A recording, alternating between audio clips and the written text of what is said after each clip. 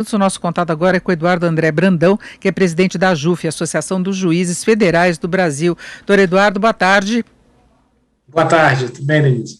Bom, vamos voltar a falar agora sobre a questão da improbidade. A Câmara dos Deputados aprovou ontem o projeto que altera a lei da improbidade administrativa. Nós já falamos sobre isso aqui no Jornal Jovem Pan, com críticas de deputados que votaram contra. Eles achavam que deveria haver uma revisão dessa legislação, que ela pode tornar muito arriscada a posição do gestor em determinadas situações, mas a forma como foi aprovada, as mudanças que ocorreram, eu queria saber do ponto de vista jurídico, como é que o senhor avalia?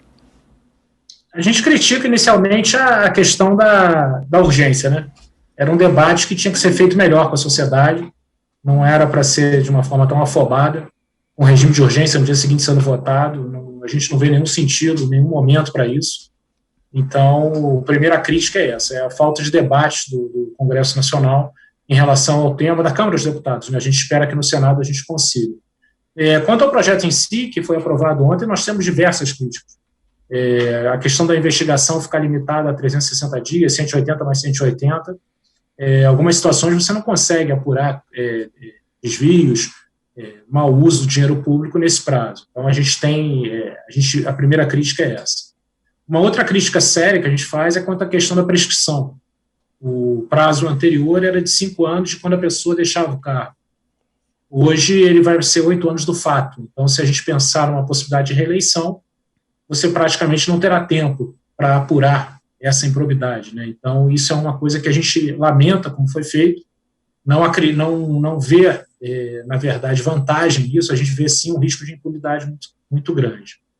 Outro ponto que também é preocupante é a questão da perda do cargo está limitada ao cargo em que a pessoa cometeu o ato de improbidade. Então, se a pessoa foi prefeito e cometeu um ato de improbidade, ela vai poder ser senadora, governadora, deputada, sem nenhum tipo de limitação quanto a isso. Isso aí, na nossa visão, não tem nenhum sentido, não traz nenhuma segurança jurídica aquele que foi condenado por improbidade poder participar da vida pública normalmente apenas porque trocou o cargo.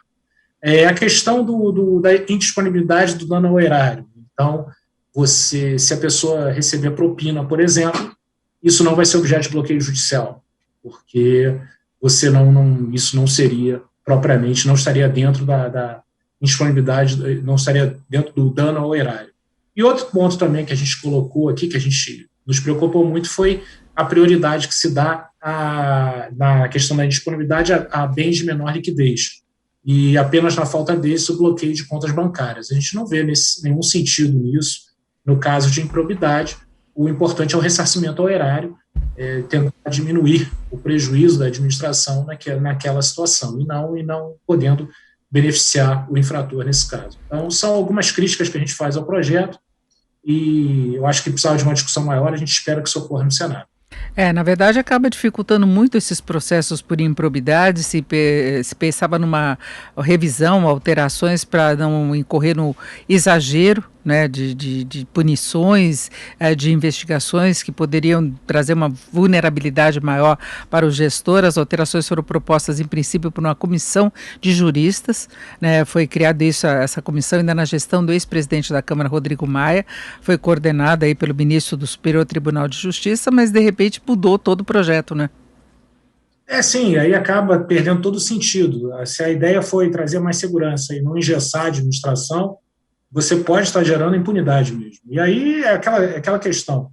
Num primeiro momento, o Ministério Público e o Judiciário vão ter muita dificuldade de trabalhar, mas, na verdade, o que vai cair em descrédito é a classe política como um todo, com esse tipo de regra, com esse tipo de norma, e então não é bom para o país, não há avanço nenhum no que foi aprovado na Câmara. A gente tem muita preocupação com esse tipo de projeto. E já são várias iniciativas que acabam dificultando as investigações, os processos e tendo como alvo exatamente os políticos, né? Sim. Desde a Operação Lava Jato, a gente tem tido algumas alterações legislativas que procuram limitar os poderes do Ministério Público e do Judiciário. Isso aí a gente vem falando sempre, a gente sempre vem colocando essa nossa preocupação. E o que mais incomoda é a falta de debate, né? Não ter a sociedade que busca a transparência, busca o combate à corrupção, busca o combate ao mau uso de dinheiro público, não vê nenhum debate nisso, vê aprovações afobadas, sem discussões, e que só não representam nenhum avanço do que a gente precisa e do que a gente esperava.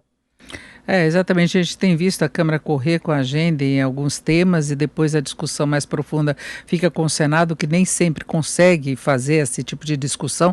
Nós estamos vendo hoje exatamente as discussões em torno da MP da Eletrobras e o processo foi muito parecido, né? A Câmara fez uma mudança muito ampla, né, no processo que seria apenas de capitalização da Eletrobras e joga para o Senado a discussão final, né? E em relação a essa mudança na lei da improbidade está acontecendo a mesma coisa. São situações que a gente tem que, o Congresso, a gente entende a pressão do trabalho durante a pandemia, né, da limitação do trabalho presencial, mas a gente entende, assim como o Judiciário teve essa preocupação, a gente tem que conseguir manter o trabalho sem grandes alterações e respeitando a transparência, o diálogo, acho que isso que é importante. A gente está muito preocupado com esse projeto, que foi aprovado. É isso, vamos aguardar a posição então do Senado. Eu agradeço muito a participação aqui no Jornal Jovem Pan do Eduardo André Brandão, que é presidente da AJUF, Associação dos Juízes Federais do Brasil. Doutor Eduardo, muito obrigado, uma boa tarde. E eu que agradeço, muito obrigado. Contem com a AJUF sempre. Muito obrigado.